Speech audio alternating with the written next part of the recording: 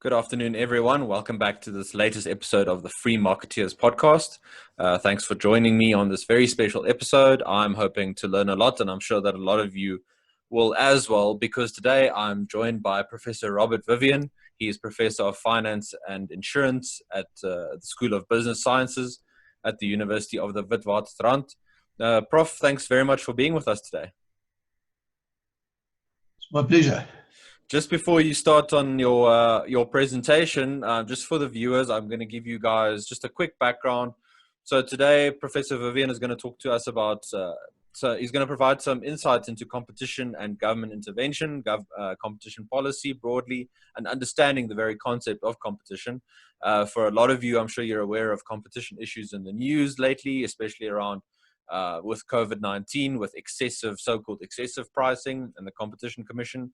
And then an issue that's been running for a few years now is excessive data pricing.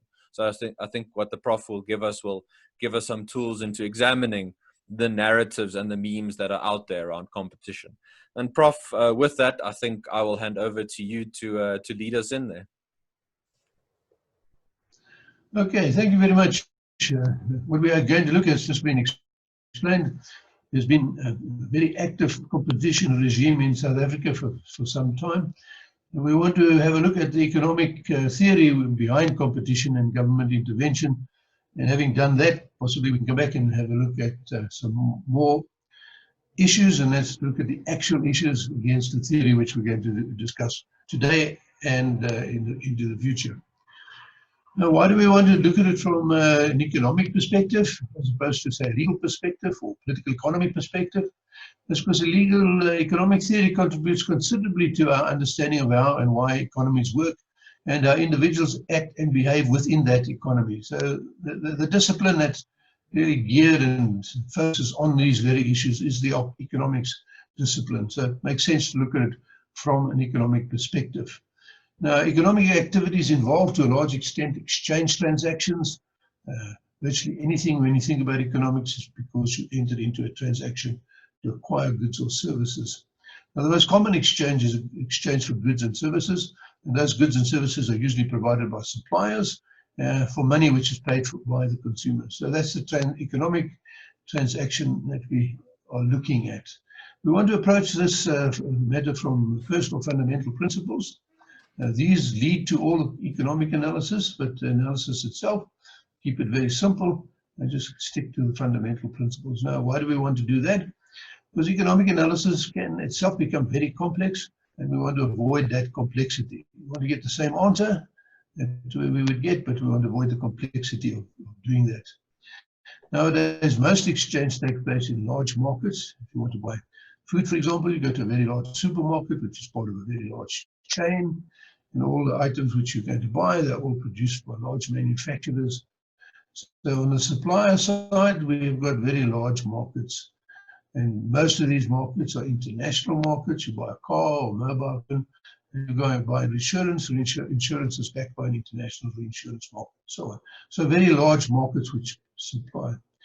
Now, the reason I want to emphasize this is that a lot of economic theory seems to be based that there are two individuals entering into a transaction, and then automatically thinks that that's the same thing which applies for the markets we're looking at. They're not. We're not looking at the transactions which involve two individuals. We're looking at consumers purchasing things in very large markets. Now, economics has a great deal to say about this and has been saying about this since Adam Smith's day in 1776. So obviously we're not able to go and cover everything in one lecture. So my suggestion is that we look at it in three different parts, and as indicated, we might even have parts 4, 5, and 6 when we look at the theory and then look at current events which are taking place in the light of this theory. We don't want to look at what's happening in a vacuum. We want to look at it against the theory. So part 1, which we're going to look at today, is economic sites into competitive markets. And part 2, into economic sites into market failure. And third, economic sites into government intervention in private markets. This parts 1, 2, and 3 are there for a very logical reason, because as we see, you end up with a competitive market, and then some argument will make, well, the market has failed, and therefore the government must intervene. So the logical progression is look at the markets, look at what's meant by market failure, and then have a look at government intervention in these particular markets. So, part one, where we're going to start today, economic insights into competitive markets. As I indicated, and to approach this from fundamental concepts, which are easy to follow. So we start with the consumer. We start off and ask ourselves a very simple question, simplest of all questions. In fact, it's so simple that most economists actually forget to ask the question and don't even realize they have answered the question which they forgot to ask. And as simple as very simple. Why do consumers enter into these exchange transactions? You go to a supermarket, somebody buys a number of items which they put in a trolley, and why do they do that? Now, of course, you can find dozens of reasons, but economic theory provides an answer. In fact, of all the answers which are provided, I think economics provides the best answer there is. The answer which I would give is the utility for acquiring the exchange benefit is greater than the utility of retaining the money, which is the price. It might sound complicated simply because the economists have used the word utility from Adam Smith's day and forms the main basis of it and of economic analysis. So what do we mean by utility? In this sense, we can say the benefit or the satisfaction. Satisfaction of getting the benefit exceeds the satisfaction of retaining the price. So when somebody goes to a supermarket and takes a trolley load, why do they do that? It's because what they have acquired gives them more satisfaction than retaining the money that they had. That's a logical explanation. I must just make a point. I've used quite often the word today, greater than.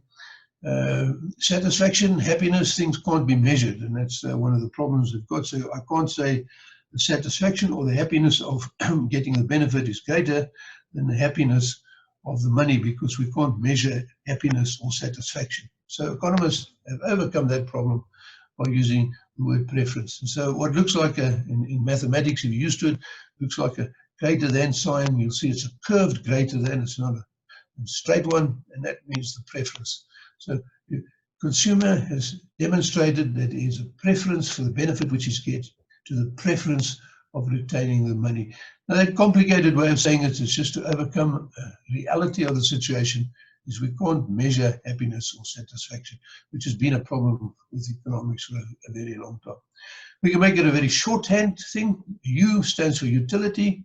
So the satisfaction of the benefit is to be preferred, or is preferred by the consumer, to the utility of retaining the money. Now, very important point to make. This is an explanation of an observation. So economists give you an explanation of this very, very common thing that happens when people enter into an exchange transaction.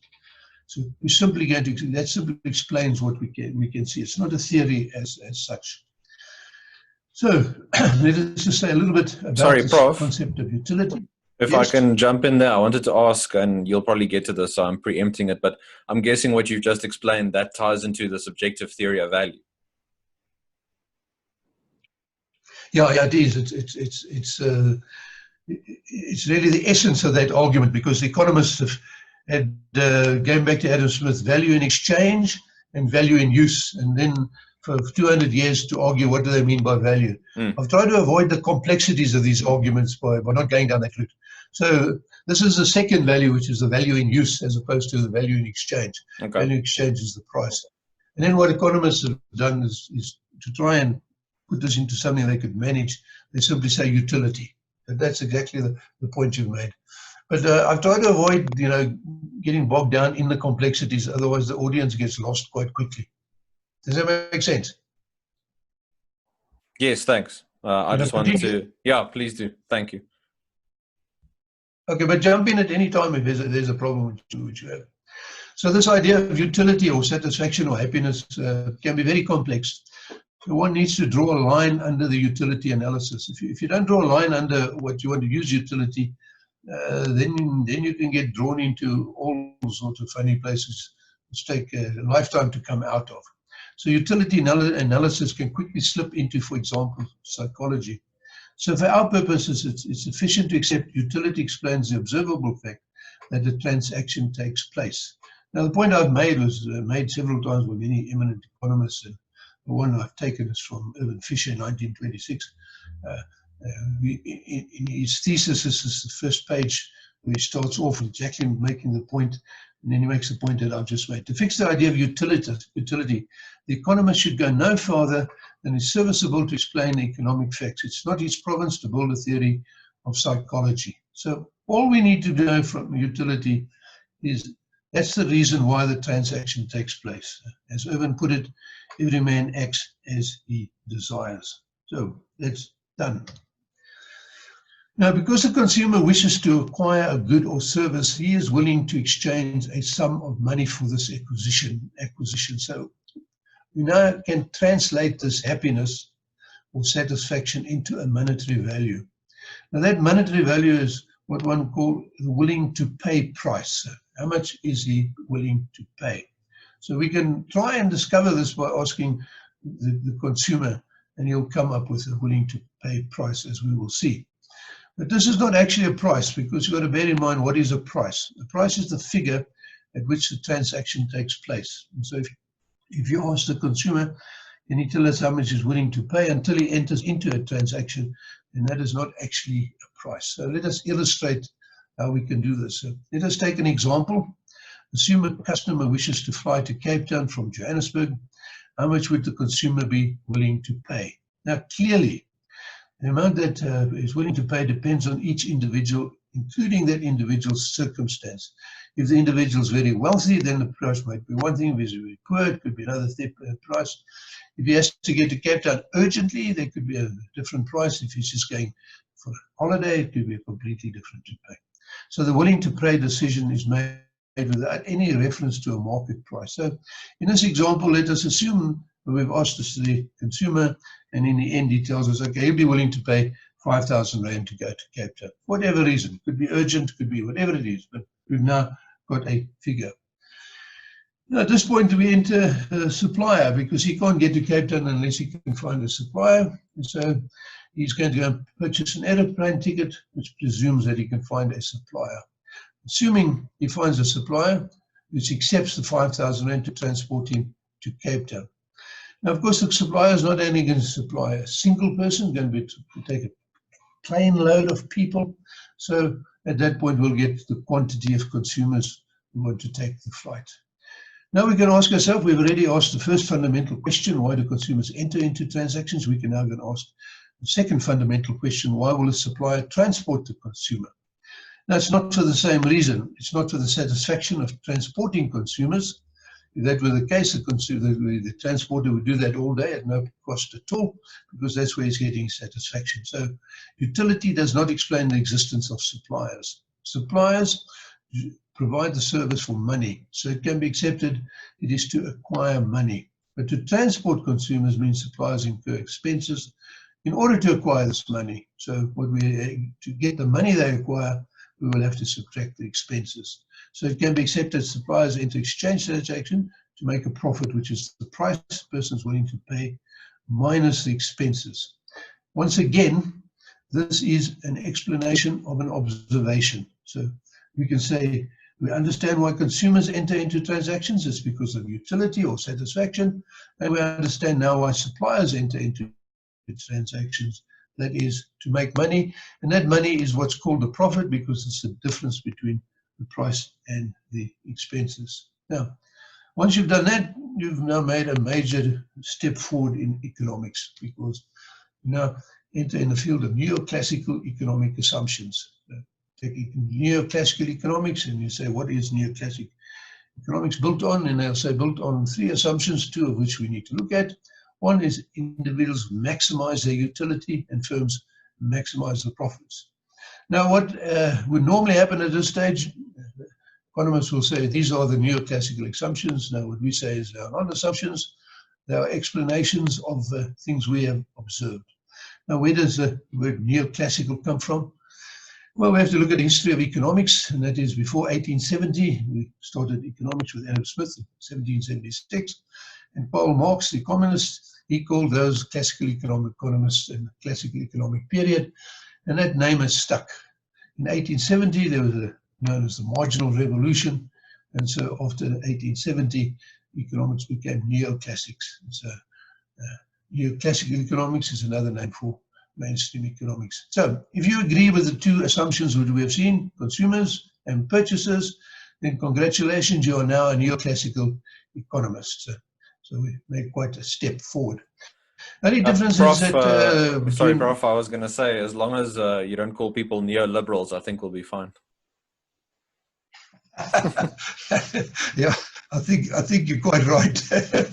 Sorry, please go ahead. I might add that the Marxists have tried to use the word neoclassical as a derogatory term. So it's their attempt to discredit it.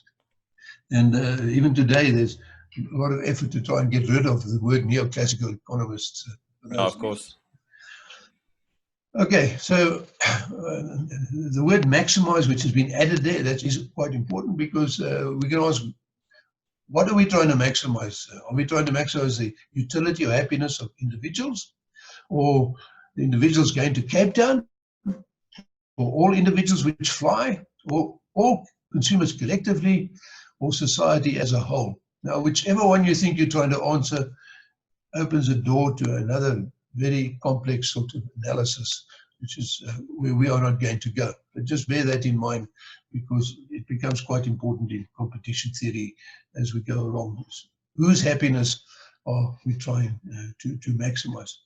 Okay, now let's put this on a diagram so it's easy to see. And there's a diagram. There's a diagram with no competition at all. Where's our consumer? He's willing to pay 5,000 Rand. He's going to be taken down to Cape Town.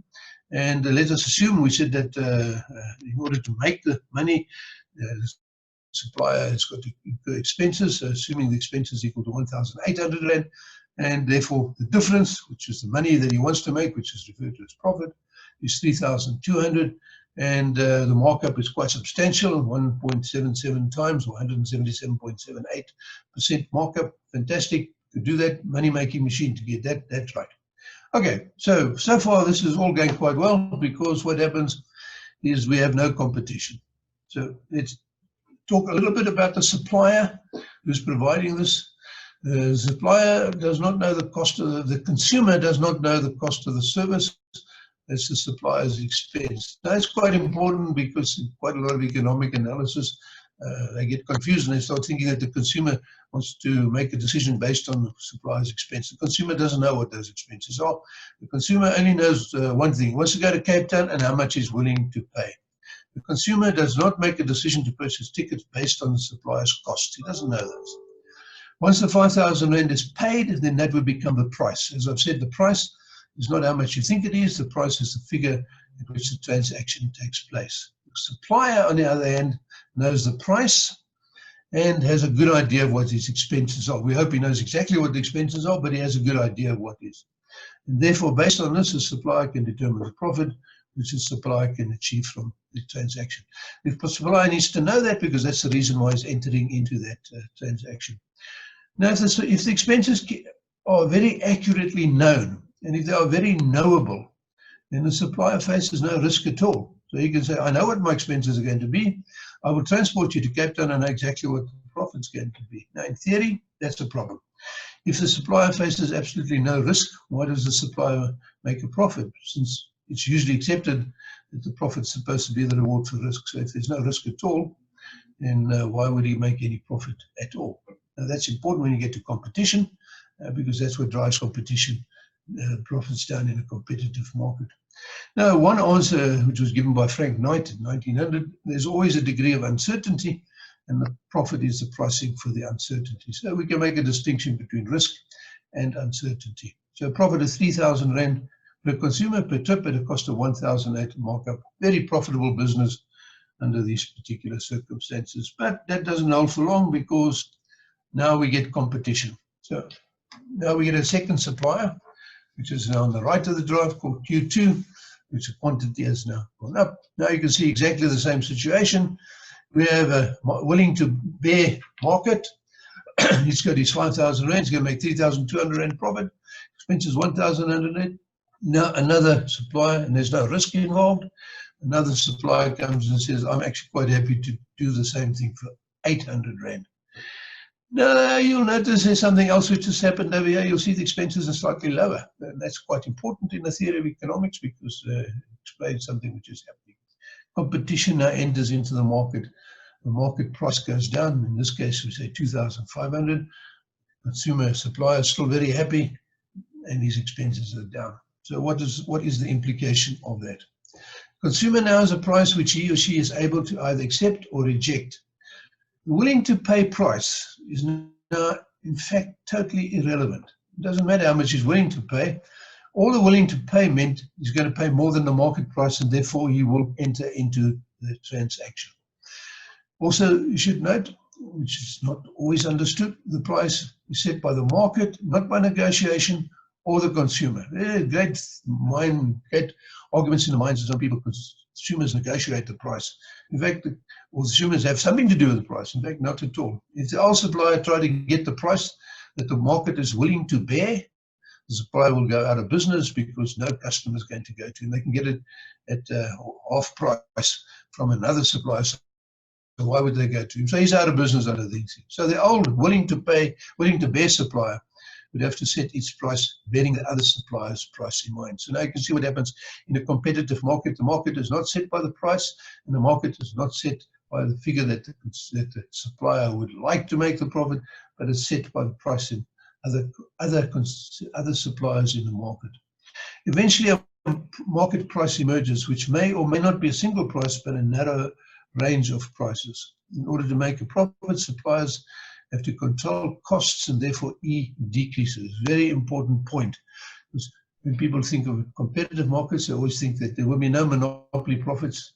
There's more impact it has, the competitive market has on expenses than what it has on profits over here. As the price decreases, quantity of goods sold increases from the law of supply and demand. And in the end, the competitive market results that there is zero profits to be made, zero economic profits to be made. So as Frank Knight pointed out, over 100 years ago, profits tend to be eliminated in competitive markets under those things. Let's just talk a little bit now about the market price, which is quite important. Market price cannot be worked out or calculated. In fact, no price can be worked out or calculated. Price is what people pay. So you can work out what you like until the transaction takes place, and that's not the price. The price is what people pay, and therefore it is an observed figure. It is observed price. Now, it is established via the market process, which does so via the existence of undefined number of unobservable variables, all integrated into the price via the market mechanism. It's one of the most complex things in the world to arrive at that price. And although on the face of it, when you go and buy something at a price, you think it's really simple, behind that price is billions of rands and billions of man hours to be able to give you the product at a price which the supplier will eventually decide to put onto the market. Resources are allocated via the price mechanism. There is no other known process which can arrive at the market price which more efficiently allocates resources. Think of this for a minute. You take our consumer who's going to go to Cape Town. Only for as long as he needs it, he has got a seat on a plane which will be carried him down to Cape Town. When he gets down to Cape Town, he can hire a car which will be allocated to him only for as long as he needs it. And when he gets to the hotel, he gets a room allocated to him, which he will only use for as long as he needs it. And each of those suppliers are battling to make out a profit. And in order to provide that, they have reduced their cost to the bare minimum which they can get. So resources are allocated via the price system in a mechanism unequaled to any other known system. So to emphasize again, there is no known other process which can arrive at the market price other than the market itself, which can more efficiently allocate the resources. Okay, so let us get back to our original diagram, because what we want to end up with is asking ourselves, what are the outcomes which a competitive market can produce? So there's our original diagram. We had a price where a person is willing to pay, and there was a certain quantity, Q1, which is associated with that. That price is never the price which actually is the thing is transacted at, because the market price is much lower at a greater quantity, and that's the price which goes. Now that little yellow triangle is known as Alfred Marshall's consumer surplus triangle. Alfred Marshall argued that every consumer is given a surplus of utility, a surplus of satisfaction, because the market reduces the price and expenses to the lowest possible.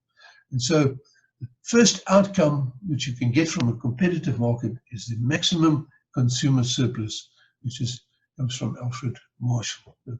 That brings us to what we want to achieve. What are the outcomes of the market? We have now got the first of that one. A competitive market, it provides consumers with a maximum consumer surplus. The difference between a consumer would be willing to pay. He never has to pay that price. He gets it always cheaper and very efficiently through the market at a lower price. Now, you may say, I can't get my mind around a thing called consumer surplus. So what is the consequence of a maximum consumer surplus or a minimum price? Competitive markets eliminate monopoly profits, and competitive markets lower the cost of production and allocate resources efficiently. So that's the first outcome of a competitive market. That one is fairly easy. The second one is a little bit more abstract, but we can make it less abstract by looking at a practical example. The second outcome is that a competitive market is called Pareto optimum. Now you could say, well, why we want to look at something as abstract and not continue along a route which we want to do, say, let's just look at some really simple and fundamental principles. Is because the statement at the end of the slide, to many economists, Pareto optimality is the gold standard of a competitive market. So if we don't understand Pareto optimality, we can't understand economic theory of competition. Now, what is Pareto optimality? You can take from various writers, Kenneth Arrow, Nobel Prize winner. He says a market is at Pareto optimum when no allocation of resources will take place which will make all participants better off. Now, it's very important for reasons which we come to, which all participants. It ties back to the question which I asked, who are we trying to make happy in the market, the individual consumer, some consumers, or is it the whole of society? So how you answer that question depends on what you're going to interpret it all to be. Now again, that you might find that rather complicated, so let me give you my version of it, very simple. No one in the market is prejudiced by others being in the market. And you might say to you, where would you ever get a market? If somebody buys something in the market, the person buys something is being prejudiced. So if you understand how that can happen, then you'll understand Pareto optimality. Now, first of all, it cannot happen in a competitive market. And that's why economists like the Pareto optimality, because to them it's the gold standard. If you have a market where there is no prejudice in the market, then you have a competitive market, which is Pareto optimal. So can we get such a market where somebody is prejudiced? We have one in South Africa, so I will explain that to you. That market is not a market under competition. It's a market which the government has intervened, and so government intervention has created a non-Pareto optimal market. So let's have a look at that particular market. Let's have a look at the South African medical schemes market. As you know, in the medical schemes market, a medical scheme cannot price based on risk factors, so it cannot based on age. It can charge everybody exactly the same. Now, the reality of the situation is if you took the expenses of people over 65 and you took the average cost per consumer and then compared it to the expenses of children between 1 and working age, 1 and 18, then various studies would indicate that the average cost of people over 65 is about 10 times the cost of younger people. So if we now said, okay, we would like to have a market for medical schemes, medical insurance for different consumers, in a competitive market, the market would price each one according to the expenses. So there would be a market for the elderly and there would be a market for the younger. And so in the elderly market over 65, they'll all be paying the price, and which is equivalent to the expenses. And in the younger market, everybody will be paying the price for their own expenses. So in this market, which is really two markets, a market for the older and a market for the younger, Nobody is prejudiced at all, and so this market is Pareto optimal. But that's not what happens in South Africa. Government intervened and said, no, everybody in the market gets paid the same price. So what happens in that market? So here we are. Exactly the same, except in the middle there, we are going to have what happens to the younger market. Now they have to pay an average price, which is the line in the middle over there. So the lower line would be the young people. The green line would be the profit that they would have paid to the administrators to provide the service. And then the blue line over there is the additional amount which they have to pay in order to subsidize the persons over 60. So you can see they are in a worse off position, or putting it the way I've put it, they are prejudiced by being in this market because of the existence of people over 65 in the market. Now they're prejudiced to the extent of about 9 times or 6 or 7 times of the original cost. So they're paying 6 or 7 times what they would need to. Now that's a Pareto non-optimal market. So in economics, competition is a competitive market, which is acting at its optimal level. It would be Pareto optimal. Medical scheme, government created market or statutory created market is a non-Pareto optimal market because people in the market have to subsidize other people in the market. That subsidy, incidentally, I've given a special name, which we don't need to go into. You can see that as being equivalent to a sales tax. Every time a young person pays their premium, there's a massive sales tax of about 900%, which has now been collected and redistributed to the elderly. And that sales tax I've called the Mashikani tax, which you've got. You can't get this in a competitive market. It's not an outcome of a competitive market. A competitive market is Pareto optimal, and nobody subsidizes anybody else, because to subsidize somebody else, the person would be worse off. If that happened, another supplier would simply appear and price the risk correctly under those things. So we've got 2 outcomes. Other outcomes follow quite logically from what we've already said. That's outcomes 3, 4, and 5. So outcome 3 is optimum resource allocation. The competitive market, as we've already illustrated, reduces the costs. And in order to reduce the cost, it will optimally reallocate the sources over there. Expenses are at the lowest possible level. Resources are used and distributed optimally. Outcome number 4, maximum innovation. I owe that to Joseph Schumpeter. Every time a consumer, I told you, when we look at products that come to the market at a price, behind it is billions of rands of investigation and hundreds of thousands of people working.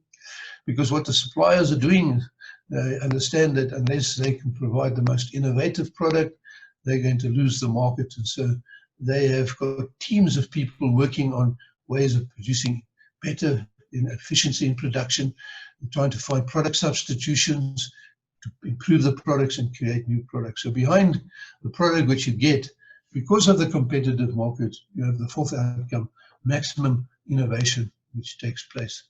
Now the 5th one we have already looked at in a sense, which is you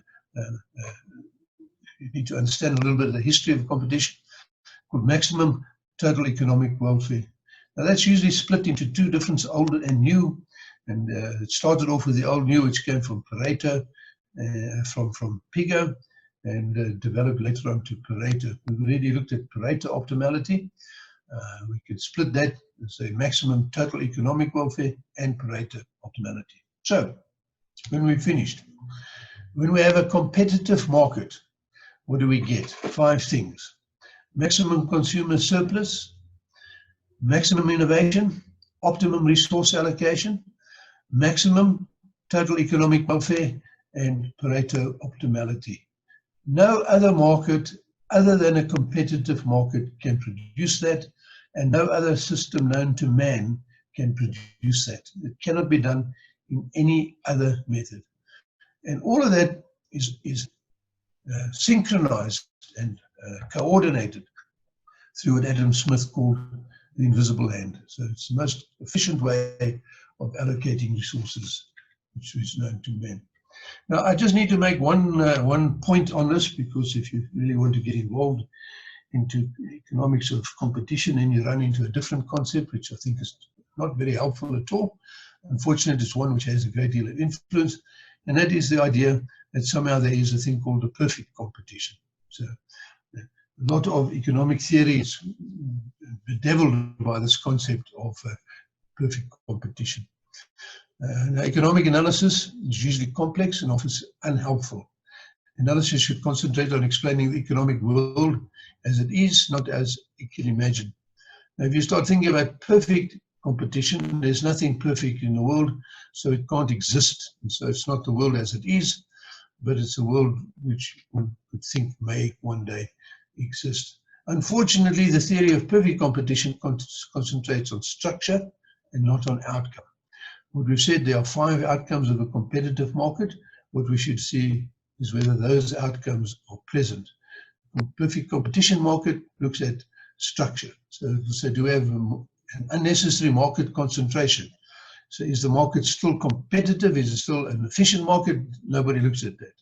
So the analysis should first concentrate on outcomes, and structure is not an outcome. So it's really just a warning that if you get involved in economics of competition, don't get sidetracked by the discussion on perfect competition. Concentrate on the outcomes. Are the outcomes of a competitive market present or not present? So we can now come to a conclusion which is quite important. Now, this conclusion I'll take from Paul Samuelson, Nobel laureate, from his doctoral thesis, which was published in a book in 1947. And the point he makes is valid. Why do we even worry about competition? Well, why not look at something else? Because from at least the time of Adam Smith, so from the very beginning of the theory of economics, there's never been absent from the main body of economic literature the feeling that somehow competition represents the optimum outcome. So if you want to get the optimum outcome, then you automatically end up being concerned with competition theory. So to look at economics without looking at markets and without looking at competition is not to look at economics in a useful type of sense. We need to look at it in that way. The optimum market is also sometimes called the efficient market. So sometimes you say it's efficient. The word efficient market has more than one unit meaning. So what have we done up to this point? To this point, we've now understood that we can have competitive markets. We've seen how they arise, and much more importantly, we've seen the outcome that are produced. Now, if you understood all of what I've said up to this point, you'll say then we should certainly never interfere with the market, because the market produces the best of the world. So why do we interfere? Now, that's what we have to look at the next lecture. The argument is that we all agree, it's Marxist, non-Marxist, that the efficient market is the ideal situation, but they still argue it doesn't always achieve it. And when it doesn't achieve it, then the government should intervene. So when is the market not achieving what it's supposed to be achieved? And economists will say when there is market failure. So when there's market failure, then what we should do is get government intervention. So to get to the point where we want to get government intervention, we have to go via the idea of market failure. So the second part of this series will look at the issue of market failure. And when we've done market failure, we can then get to look at government intervention and what decisions and conclusions we can make about government intervention.